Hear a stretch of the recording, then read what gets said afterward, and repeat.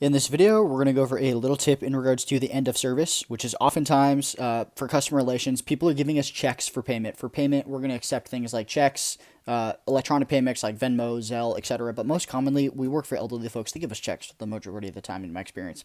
So when you get a check for payment, make sure that the check is filled out completely correctly. Obviously, this is a total fake check, but not actually fake, but it's just for example, obviously.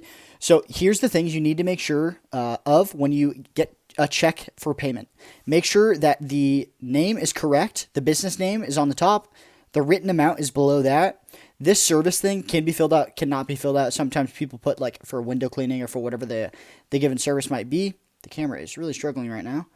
Hopefully it works. And then on the other side, there's a signature. So business name, written amount, signature, the dollar amount right here, and the date have to be completed.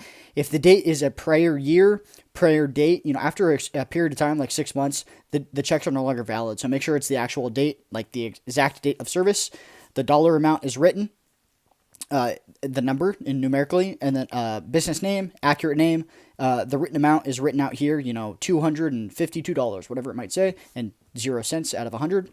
And then this is just information pertinent to the check. So this is the information you need to make sure checks are filled out. Sometimes checks are not filled out, and it doesn't pay us any more money to have to worry about collecting and going back and making sure the check is right. It's a bunch of time we have to spend to make sure that payments are right. So right when you get payment at the end of the appointment, make sure the checks are completed correctly.